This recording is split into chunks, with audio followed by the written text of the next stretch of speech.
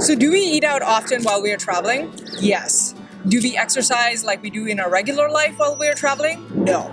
Do we put on 10 pounds after we come back from traveling? No.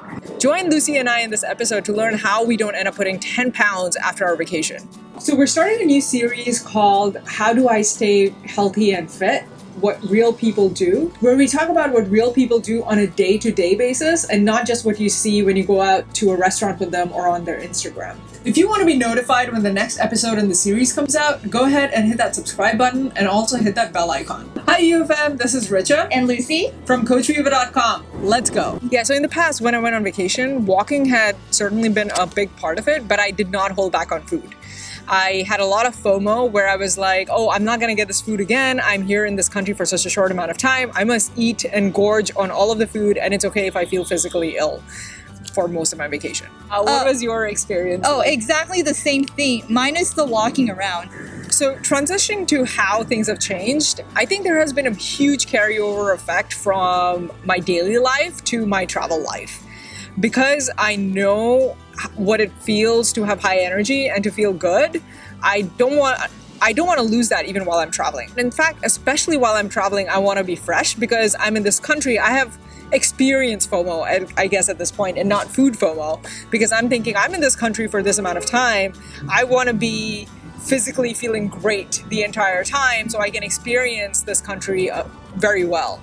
It's also gotten to the point where my daily habits, I've been doing them for for years and years now, that it feels weird not to do those habits even while I'm traveling. So if I'm traveling somewhere for 3 days, yes, I will do whatever is necessary. But if it's a week or more, I don't tend to just eat whatever and completely not follow my daily habits. I will try to incorporate some of the things that I do in my daily habit, even on my travel time. What about you?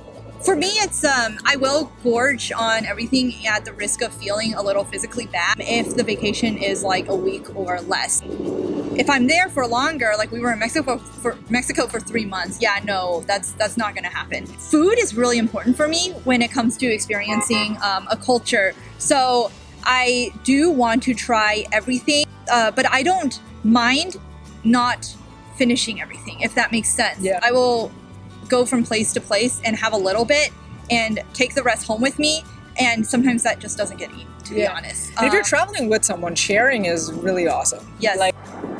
I used to eat a whole gelato, right? Yeah. But now I share it with the people who are traveling with me, and I don't feel like I lost anything by doing that. Yeah. So walking a lot continues to be a big part of it. I definitely, if the country has good public transportation, I prefer to take the public transportation over trying to rent cars or do any of the other stuff.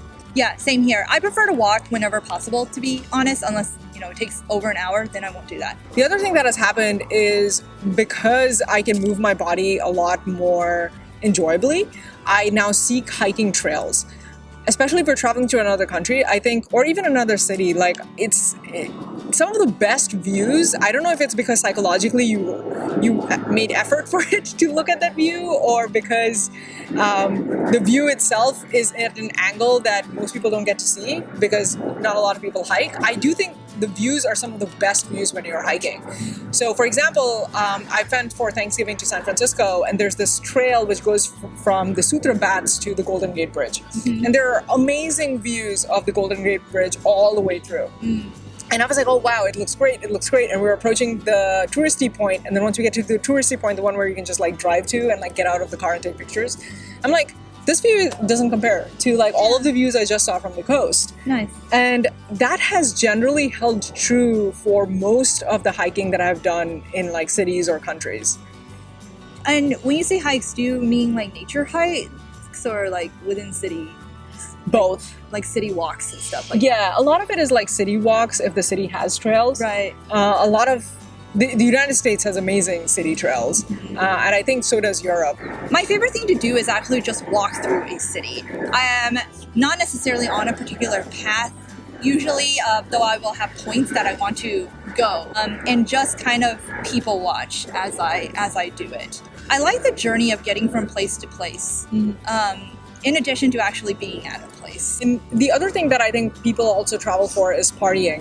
So this is something that I think neither of us have done. No. Yeah, so I'm not sure what to say to that. But I think the general thing that goes with our daily lives, like if you look at what we said for eating out, I think the same thing applies for traveling. Plan it intentionally. You know you're going to be partying, right? So plan your day around it. You know you're going to probably feel physically not as good the next day, so plan your next day around it. Don't carry guilt around it.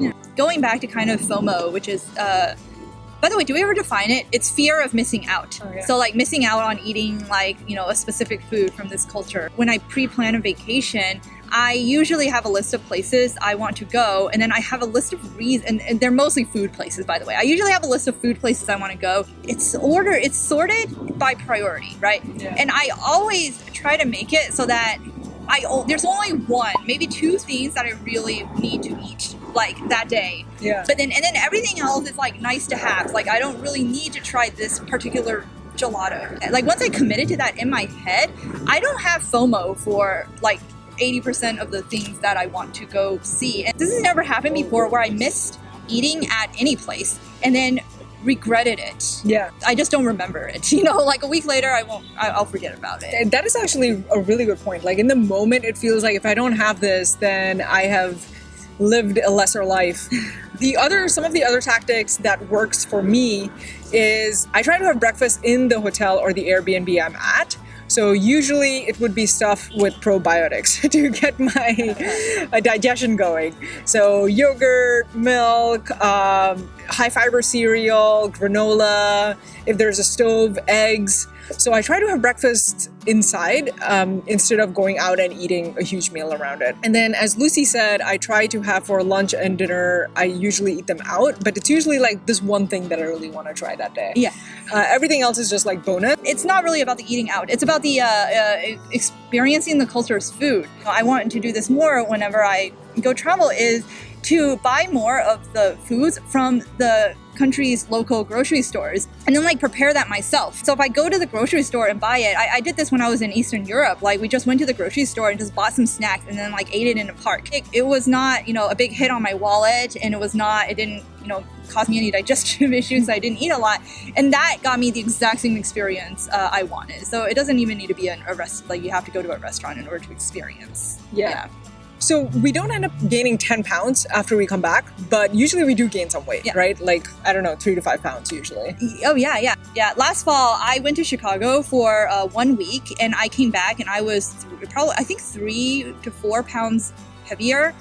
Within 2 days, half of that went away. Yeah. So it was just water weight gain, right? Because I was eating out a lot when I was in Chicago, and I stopped doing that when I came back. So like 2 pounds just magically disappeared on its own. And then it took another week for the last pound to drop off, just from me going back to a normal routine. I didn't really actually try. Yeah, I think like if you have your daily routine in a really good place, that really helps with the travel gains that you might have. Yeah. Oh, and some people are really worried who have been exercising quite well that they're going to lose all of their muscle gains or all of their cardiovascular improvements. Your body doesn't deteriorate like really that fast.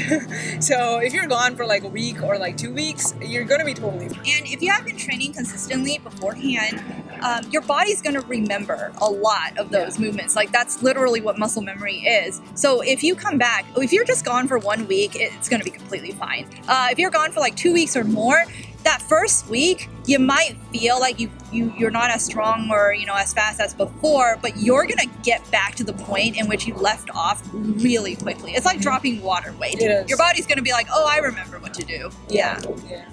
Hey there, if you want to know when the next episode drops, go ahead and hit that subscribe button and also hit that bell icon. Until then, keep crushing it.